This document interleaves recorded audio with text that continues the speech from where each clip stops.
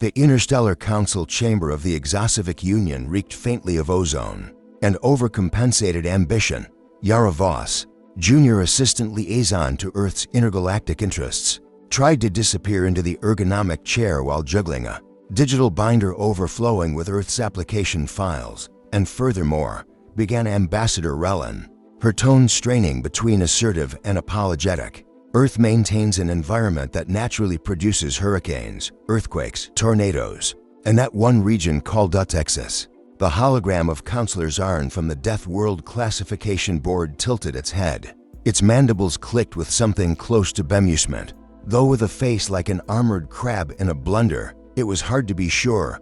We have reviewed your data, Zarn buzzed, and frankly, your species' obsession with activities like pepper spraying each other for television contests and intentionally jumping off cliffs for fun suggests a behavioral anomaly, perhaps masochistic, but not indicative of true Deathworld status. Yara winced as her digital binder slipped, scattering projections of global disasters and questionable sporting events across the table. Sorry, she muttered. XARN single quotes as ocular ridges blinked.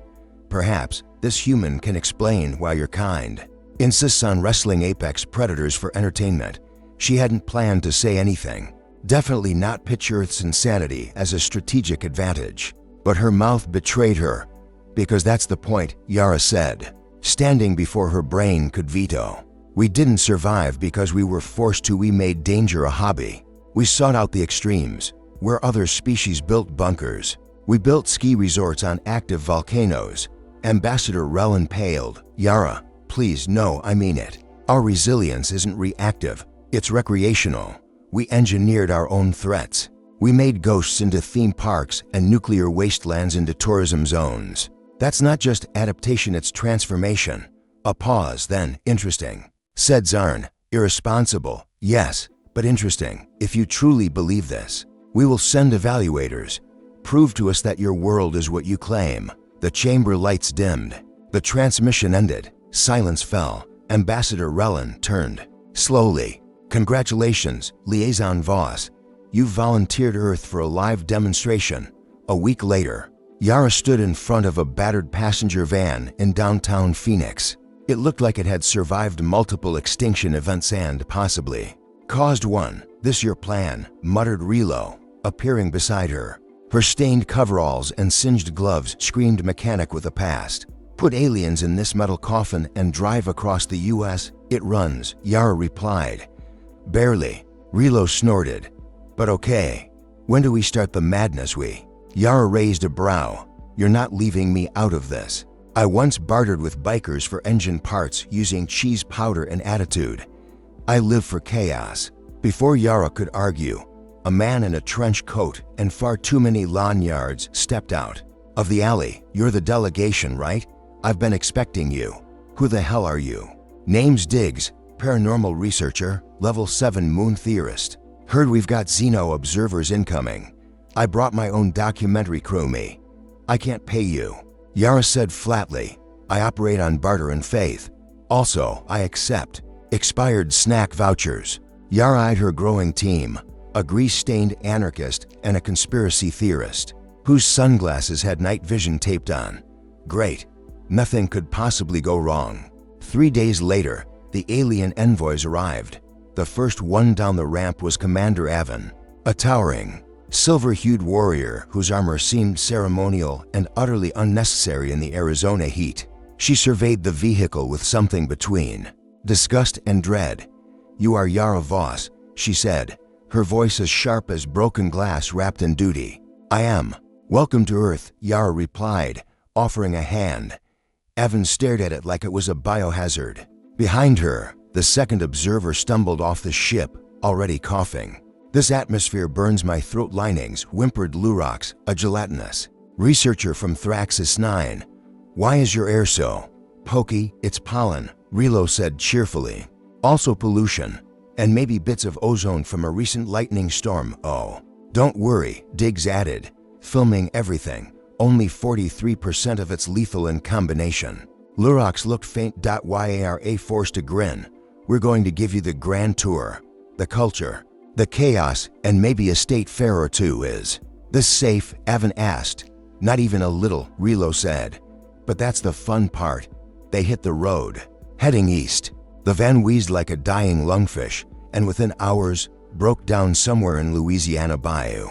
It's the starter again, Relo said, swinging her wrench like a war hammer. Are engines supposed to smell like fried shrimp and ozone? Lurox asked, nose tendrils recoiling. Not usually, Yara muttered. This place is swampy. Evan observed, scanning the dripping trees. Unpredictable terrain. High humidity. Excellent ambush potential. You say that like it's a compliment, Diggs said. Peering into the marsh with binoculars he made from soda cans. Suddenly, figures emerged from the shadows, humans in robes made of moss and gator leather, brandishing tiki torches and chanting, in tones that would make a haunted forest blush. Outsiders. The leader bellowed. The stars have brought you. Gerald shall be pleased. Gerald? Lurox whispered. Our divine protector. He demands tribute from the depths. Something stirred. Something scaled. Something big. Don't be alarmed, Relo said, cracking her neck. I've always wanted to arm wrestle a god lizard. The chanting grew louder. The swamp cultists parted, revealing a massive splash in the dark waters. From the murky depths rose a creature that could only be described as part dinosaur, part nightmare, and part oversized handbag.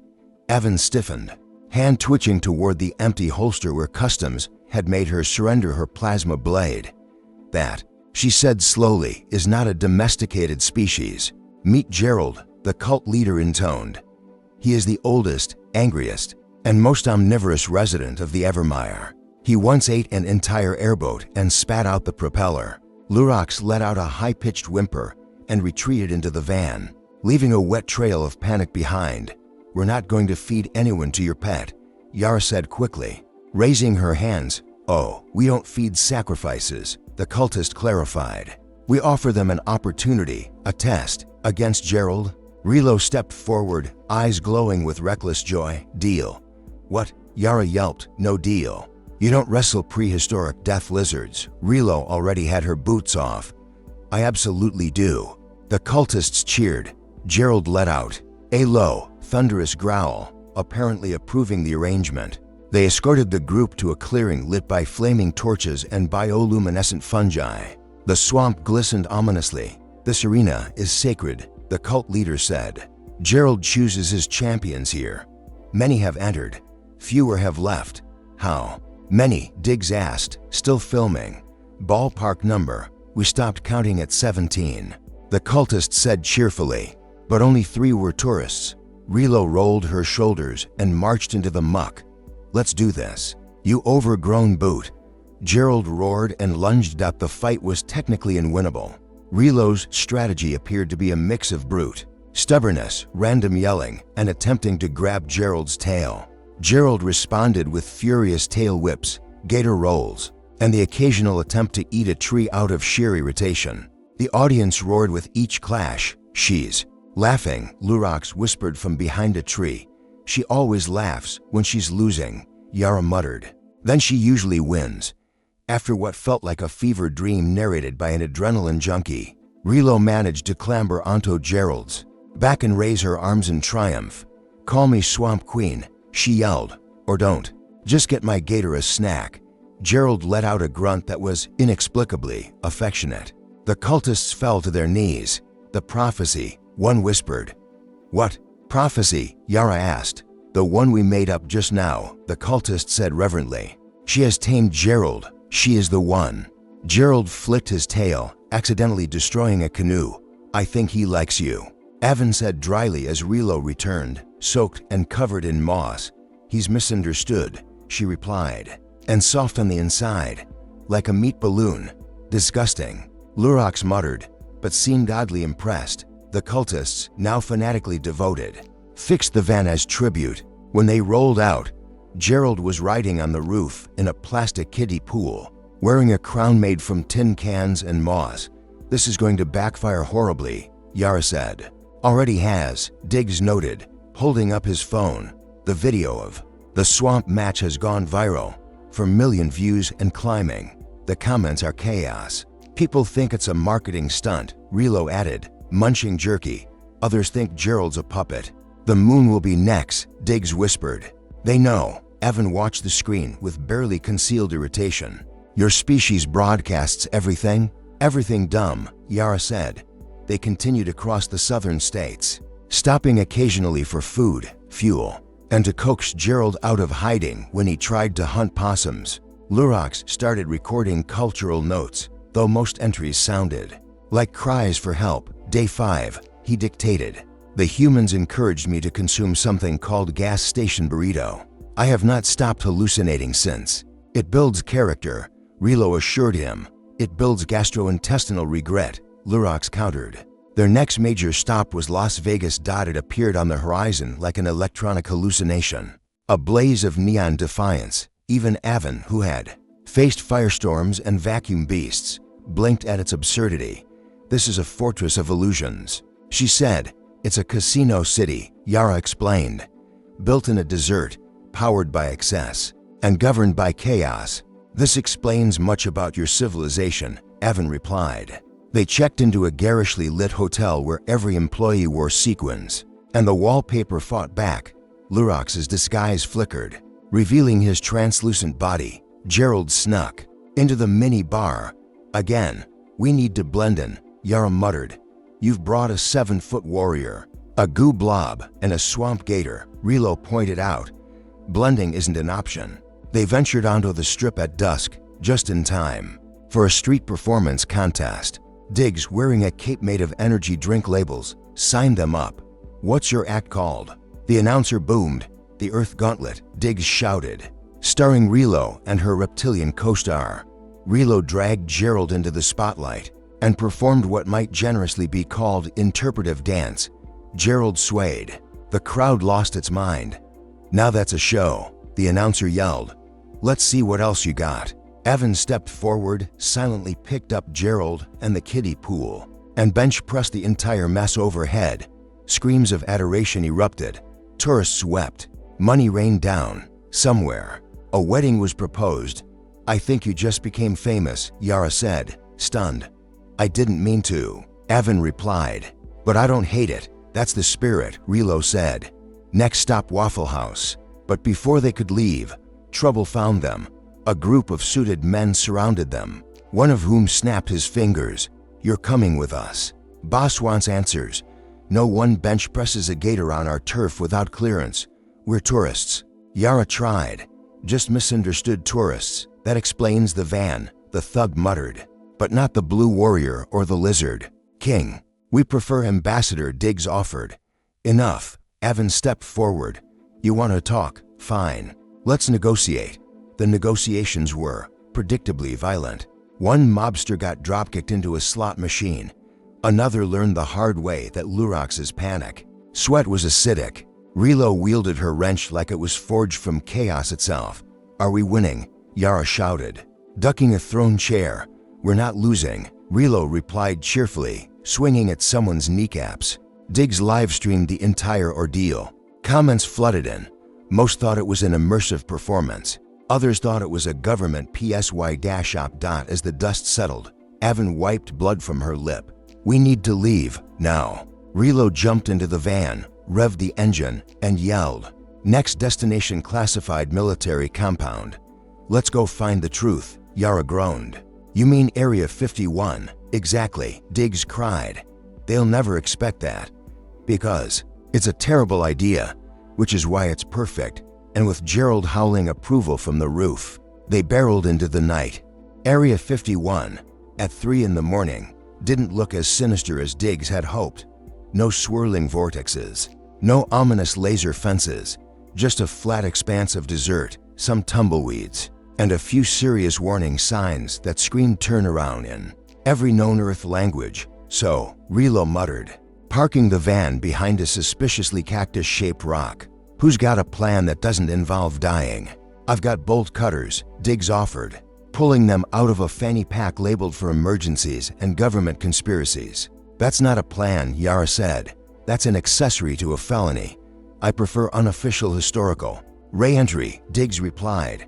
Before Yara could object, they were already through the fence. Because of course they were inside, the base was eerily quiet. No guards, no cameras. Just a faint smell of chili and regret. "This is wrong," Evan muttered, scanning the perimeter. "There should be patrols, drones, alarms," Lurox says. Pseudopods trembled. "Perhaps it's a trap, a very American trap. Maybe it's lunch break." Relo offered. They followed the scent into a warehouse filled with rows of steel vats. Each was labeled with ominous warnings. "Do not open, causes temporal slippage. And do not let Steve near this again." "What is this place?" Evan asked, peering. Into one vat. "Hot sauce," Yara read from a dusty clipboard. "Project Pepper Nexus, terminated after subject instability." She turned the page. "Also, it just says the bees over and over again in red ink." "The bees," Diggs perked up. "I've been preparing for this moment." Tiff, because of course she was the type, was already sampling from a ladle. "It smells like cinnamon and sin," she muttered. "Bottoms up, wait," Lurox shouted. "Too late." Relo downed it in one shot like it was college spring break again. She blinked, then gasped, then stared into space and declared, "The sauce knows things." "Oh no," Yara breathed. "Oh." "Yes," Relo intoned, eyes now glowing faintly blue. "The realms beyond are stirring." The buzz comes. The warehouse lights dimmed. And then came the bees. They didn't just fly in, they manifested. Shimmering, humming in eerie harmony, and wearing what could only be described as ceremonial top hats. One buzzed directly into their minds. "You have summoned the Council of Pollinators." "I beg your pardon," Yara said. "The sacred condiment has been consumed. The ritual must proceed." "What ritual?" Evan demanded. "The dance of dimensional recognition." Relo, still under the influence of ultraspice, was already breakdancing with enough enthusiasm to make the air shimmer. "You're not serious." Yara said. "We are bees," replied the lead insect. "We don't joke. The dance must continue," intoned another bee, "or reality will stay fuzzy." Lurox whimpered. Diggs, already in motion, shouted, "Follow my lead." "I call this one the satellite shuffle." The group hesitated. Then the ground shook. Reality flickered like a poorly tuned TV, dance or dimensionally implode. The bee Pope shrieked. Ave NN, face frozen in battle-hardened confusion, began doing something that vaguely resembled the robot. Yara sighed and attempted the Macarena. Lurox began spinning like an anxious jellyfish. Gerald, somehow, moonwalked. The warehouse pulsed with colors that didn't exist. "You're doing great," buzzed the bee Pope. Just one more beat drop. That's when a side door slammed. "Open." "All right, everyone freeze," barked a human in a hazmat suit. Behind him, more agents in yellow gear stormed in, dragging massive machinery behind them. The lead human, whose name tag simply read Steve, took one look at the chaos and groaned. "The bees again. Seriously, third time this month," another agent muttered. Steve sighed and pointed to the group. "All right, which one of you drank the sauce?" Relo waved cheerfully, still glowing. "It's delicious and terrifying." "Yup," Steve muttered. "Jerry, get the mop." The special mop, as agents moved in with stabilizers and containment. "Beams," Steve turned to the bee Pope. "We had a deal. No more reality-ripping dances after midnight." "It's a technicality," the bee Pope buzzed defensively. "Your bees," Steve said, rubbing his temples. "Why do you even have a Pope?" "Cultural reasons," the bee replied with dignity. Eventually, after several more dances and one poorly timed conga line, the dimensional breach closed. The bees buzzed their farewells, promising to return for open mic night. Outside, the team collapsed beside the van. Gerald snoozed with a glow stick in his teeth. Relo was back to normal, albeit with a newfound ability to hear colors. Lurox looked like he'd aged a decade. "That was uniquely catastrophic," Evan muttered, nursing a bruised shoulder. "You're welcome," Yara said. They drove in silence for a few hours, the adrenaline crashing hard. Eventually, Relo perked up and said, "So what's next?" "No more secret facilities," Yara snapped. "Then how about breakfast?" Diggs suggested. "I know a place." The van sputtered over the mountains, its headlights flickering. Lightning danced across the sky as they rounded a bend, and there it was, the last beacon of civilization, a yellow glow against the storm. "Waffle House," Yara whispered. Sanctuary, sacred ground, Diggs breathed, the bear that had been following them since the Rockies finally caught up and immediately crashed into the glass doors, which didn't break. Reinforced, said the cook inside, not looking up. Her name tag read Bobby Sue. She flipped a pancake and pointed to a booth. Sit anywhere. Coffee's fresh, sort of. They stumbled in, soaked, bruised, slightly radioactive but somehow still alive. This is your culture? Evan asked, staring at the menu with suspicion. This is our fortress, Yara replied solemnly. The coffee tasted like it had fought in wars and refused to explain what happened. The food arrived without being ordered. Lurox nibbled on a hash brown and nearly cried. It's edible, he whispered. Almost. Bobby Sir returned with more coffee. You folks look like you've had a night. We summoned interdimensional bees, Relo said. MHM. Bobby Sue nodded. That sauce still in the warehouse, unfortunately, Yara muttered. Well, y'all aren't the weirdest group. We've once had a guy come in with an octopus on his head and claimed it was his lawyer. That's fair, Diggs nodded. Octopus law is underappreciated. So, Evan said, sipping the coffee like it was lava. This place never closes, storm, war. Even a reality collapse last year, Bobby Sue shrugged. Always open. Why? She leaned on the counter and smiled faintly. Because, when everything else breaks down, some of us just want waffles. They all went quiet, even Gerald. Sunlight began to filter through the Waffle House windows, defiant rays cutting through storm clouds. And neon. The group sat in silence, nursing refilled mugs of bitter coffee, their clothes damp, their minds a little broken. Evan stared across the table at nothing. I've been to the acid marshes of Koroth, walked through lightning fogs on Kelter, but none of those places gave me heartburn from a pancake. That's because this isn't survival, Yara said, leaning back against the booth. It's a celebration. It's chaos. It's home. Lurox, pale and jittery, flipped through his recorder with trembling pseudopods. Day 11. The humans continue to treat mortality as optional. Their response to danger is brunch. Bobby Sir returned with a tray of biscuits. You want more gravy or just a nap? I think I love you, Lurox said quietly. That's the sauce talking, she replied, topping off his cup. Evan stood and activated her communicator. I need to make my final report. Yara stiffened. Of course, right? The device clicked on. A voice answered, crisp and authoritative. Commander Evan, status update on Earth qualification? She paused, looked at Yara, looked around. The diner, Earth does not qualify as a death world, she said flatly. Yara's stomach dropped. Evan continued. It qualifies as something more dangerous, something unclassifiable. Recommendation, immediate inclusion into the Exocivic Union under a newly designated category. The voice crackled. Elaborate.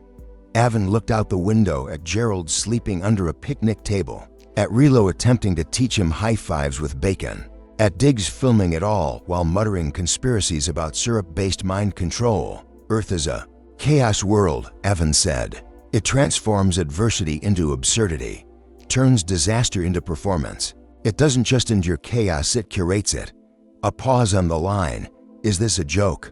They weaponized hot sauce, Evan said. Summoned interdimensional bees, wrestled an apex predator in a swamp, and then taught it to play an O. They do not survive in spite of danger. They survive by making danger part of the experience. Relo looked up from where Gerald was now wearing a waffle as a hat. He likes headwear. Request accepted, the voice finally said. Earth will be provisionally included under the new classification. We'll review the full data later. Evan closed the device. It's done, she said. Yara blinked. Wait, it worked. You worked, Evan corrected. You proved it. Earth doesn't fit our models because Earth doesn't want to. You've built an entire species around joyful defiance, Lurox sighed. I need a long nap and 3 weeks of therapy, Diggs beamed. I need to make t-shirts that say I survived the B dimension, and all I got was this hot sauce addiction. Later, they returned to the road. No destination, no pressure. Just the van, the gator, and a brand new galactic classification hanging over them like a neon badge of honor. By week's end, they'd return to where it all started. Earth's Intergalactic Relations Office. YARA had a new nameplate now. Yara Voss, Director of Interspecies Diplomacy. Her office had a coffee machine, 3 different security badges, and one framed photo of Gerald in sunglasses shaking hands with a Zentari ambassador. She was sorting through applications for Earth tourism programs when her assistant poked in. "You've got a visitor." Evan stepped in, now wearing jeans, a battered leather jacket, and a shirt that read "Wrestled a Gator," and "All I got was galactic respect." "Vacation?" Yara asked. Evan nodded. "Relo sent me an invite to something called WrestleFest. It promises violence and sequins. You'll love it." Evan walked over to the office window, looking out over the Earth Experience Welcome Center. A crowd of alien tourists had gathered around Gerald, who was now an official ambassador and also somehow a licensed notary, still as chaotic as ever. "She said, worse," Yara replied proudly. "We opened a cultural exchange program with a planet of telepathic moss. They sent spores. They're learning to play banjo." Evan smiled. "The Alliance hasn't been the same. Departments are rewriting protocols. There's an entire task force trying to understand Waffle House diplomacy." Lurox had started a blog titled "Please Don't Lick That," which now had 1 million subscribers. Diggs had gone legit and was selling documentaries. "The Truth is Waffle Flavored" was trending on 6 planets. Relo was teaching combat gator wrangling on a moon colony. Evan placed tickets on the desk. Burning Man as next. Relo said it involves fire, sculpture, and something called radical expression. "I want you there." Yara looked at the ticket, then at her organized, quiet desk, then at Evan, still tall, still battle-ready, and now smiling in a way that still made her brain short-circuit. "You're really inviting me? You showed me Earth. I want to see what I missed." Yara grabbed her coat. "Let's go before I remember my responsibilities." They exited the office. The lot outside was already full of tourists boarding shuttle buses covered in bumper stickers. "That red chaos is a culture and Florida is not a place. It's a trial dot in the back of a hover pickup." Gerald lounged beside a sign that read, "Vote Gerald for Galactic Council." "Is he running for office again?" Yara asked. "He's polling well into systems," Evan said. They both laughed. "Because what else could you do? Earth wasn't just a death world. It was something far more volatile, more ridiculous, more inspiring. It was a planet that had stared into the void and invited it to karaoke. And the universe, unsure what else to do, had accepted the invitation, with a gator in the passenger seat and a sunrise on the horizon. They hit the road again. "Welcome to Earth. We're glad you survived."